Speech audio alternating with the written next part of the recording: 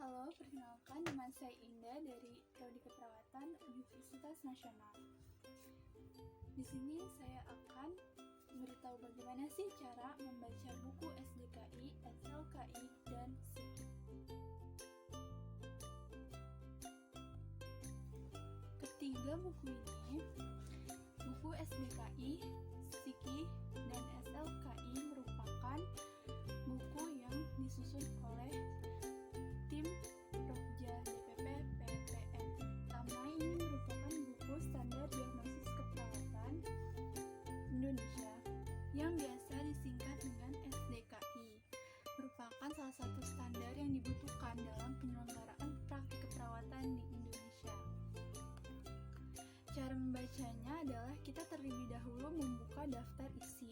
Di dalam buku SDKI ini terdapat bermacam-macam kategori seperti biologi yang memiliki subkategori seperti respirasi, sirkulasi, nutrisi, dan cairan eliminasi, aktivitas dan istirahat, neurosensorik, reproduksi, dan seksualitas.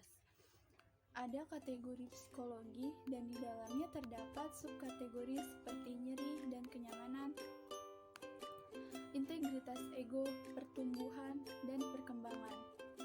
Kategori yang ketiga, perilaku, di dalamnya terdapat subkategori seperti kebersihan diri, penyuluhan, dan pembelajaran. Ada kategori relasional, di dalamnya terdapat subkategori seperti interaksi sosial, dan kategori selanjutnya adalah lingkungan. Di dalamnya terdapat subkategori keamanan dan proteksi. Nah, selanjutnya kita akan menentukan diagnosis keperawatan yang ditegakkan sesuai dengan kondisi klien. Contohnya yang akan kita pelajari atau saya contohkan adalah diagnosis dengan kategori fisiologis dengan subkategori reproduksi dan seksualitas, yaitu kesiapan persalinan terdapat pada halaman 158. Kesiapan persalinan terdapat pada halaman 158. Terdapat definisi gejala, tanda mayor, gejala dan tanda minor, kondisi klinis terkait, dan referensi. Definisi dari kesiapan persalinan adalah pola mempersiapkan, mempertahankan, dan memperkuat proses kehamilan dan persalinan serta perawatan bayi baru lahir. Memiliki gejala dan tanda mayor terdiri dari data subjektif, yaitu 1. Menyatakan keinginan untuk menerapkan gaya hidup yang tepat untuk persalinan. 2. Menyatakan keinginan untuk menerapkan penata laksanaan dan gejala tidak nyamanan sama persalinan. 3. Menyatakan rasa percaya diri menjalani persalinan. Selanjutnya terdapat gejala dan tanda minor yang terdiri dari data objektif, yaitu 1. Menunjukkan perilaku proaktif selama persiapan persalinan, dan kondisi klinis terkait yaitu 1. Status kesehatan ibu sehat, 2. Status kesehatan janin sehat, dan yang terakhir terdapat referensi. Banyak referensi-referensi yang dapat kita ambil dan berbagai sumber informasi untuk kesiapan persalinan. Selanjutnya, ini merupakan buku standar intervensi keperawatan Indonesia yang biasa disingkat dengan SIKI. Buku ini merupakan jadi tolak ukur yang dipergunakan sebagai panduan dalam penyusunan intervensi keperawatan dalam rangka memberikan asuhan keperawatan yang aman, efektif, dan mencakup intervensi keperawatan secara komprehensif yang meliputi intervensi pada berbagai level praktik, berbagai kategori, berbagai upaya kesehatan, berbagai jenis klien, jenis intervensi, serta intervensi komplementer dan alternatif. Intervensi keperawatan merupakan segala bentuk terapi yang dikerjakan oleh perawat yang didasarkan pada pengetahuan dan penilaian klinis untuk mencapai peningkatan, pencegahan, dan pemulihan kesehatan klien individu, keluarga, dan komunitas. Baik, di sini bagaimana sih cara membacanya? Cara membacanya adalah kita harus menghubungkan antara SDKI dan PSIKI. Setelah mengetahui diagnosis keperawatan, kalau kita menghubungkan dengan daftar tautan SDKI dan PSIKI, persiapan persalinan terdapat pada halaman 477.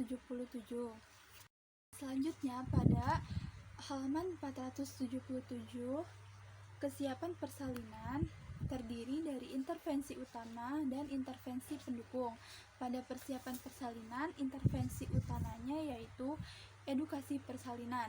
Ada juga intervensi pendukungnya, yaitu induksi persalinan, perawatan kenyamanan, perawatan persalinan resiko tinggi, perawatan praseksio sesaria, promosi ASI eksklusif, promosi laktasi, promosi perlekatan, promosi teknik kulit ke kulit, resusitasi janin. Selanjutnya kita akan mengambil intervensi utamanya, yaitu edukasi persalinan. Selanjutnya kita membuka daftar intervensi keperawatan dan edukasi persalinan.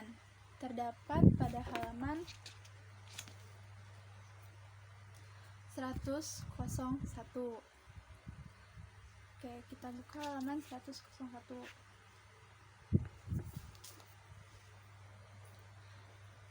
Pada halaman 101,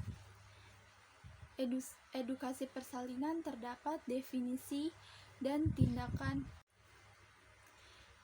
Edukasi persalinan terdapat definisi dan tindakan. Definisi edukasi persalinan sendiri yaitu memberikan informasi tentang proses persalinan. Terdapat juga tindakan yang terdiri dari tindakan observasi, yaitu 1. Identifikasi tingkat pengetahuan, 2. Identifikasi pemahaman ibu tentang persalinan. Nah, ada juga tindakan terapeutik, yaitu 1. Sediakan materi dan media pendidikan kesehatan, 2. Jadwalkan pendidikan kesehatan sesuai kesepakatan, 3. Berikan kesempatan untuk bertanya, 4. Berikan reinforcement positif terhadap perubahan perilaku ibu. Selanjutnya, tindakan edukasi yaitu jelaskan metode persalinan yang ibu inginkan, jelaskan persiapan dan tempat persalinan. Selanjutnya, ibu mengikuti kelas ibu hamil pada usia kehamilan lebih dari 36 minggu. Anjurkan ibu menggunakan teknik manajemen nyeri persalinan tiap kala. Anjurkan ibu cukup nutrisi. Ajarkan teknik relaksasi untuk meredakan kecemasan dan ketidaknyamanan persalinan. Ajarkan ibu cara mengenali tanda-tanda persalinan. Ajarkan ibu mengenali tanda bahaya persalinan dan referensi. Yang terakhir, referensi. Selanjutnya yaitu cara membaca buku SLKI, yaitu Standar Luaran Keperawatan Indonesia. Ini juga merupakan buku standar keperawatan Indonesia yang biasa disingkat dengan SLKI. Caranya, kita membuka daftar tautan SDKI, SLKI. Nah, pada contoh diagnosis yang saya ambil dalam buku SDKI adalah kesiapan persalinan. Maka pada buku SLKI ini kita harus hubungkan dengan daftar tautan dengan judul yang sama, yaitu kesiapan persalinan pada halaman 168. Pada SLKI halaman 168 terdapat kesiapan persalinan terbagi menjadi 2, yaitu luaran utama dan luaran tambahan. Pada luaran utama yaitu status antepartum, terdapat juga luaran tambahan, ada harapan, motivasi, tingkat ketelitian, tingkat pengetahuan. Yang kita ambil adalah luaran utama, yaitu status antepartum, untuk dihubungkan dengan daftar luaran SLKI yang terdapat pada halaman 106. Antepartum terdapat definisi, ekspektasi, kriteria hasil, dan skala dari 1 sampai 5. Status antepartum sendiri memiliki definisi, yaitu kondisi pada periode kehamilan yang dihitung sejak hari pertama haid terakhir hingga dimulainya persalinan dengan ekspektasi yang diharapkan membaik. Lalu ada kriteria hasil, di mana kriteria kelekatan emosional dengan janin. 1 itu skala 1 menurun, 2 cukup, 3 sedang, 4 cukup meningkat, 5 meningkat, dan seterusnya. Sekian pemaparan yang dapat saya sampaikan bagaimana cara membaca buku SDKI, SLKI, dan SIKI. Semoga bermanfaat bagi kita semua. Assalamualaikum warahmatullahi wabarakatuh.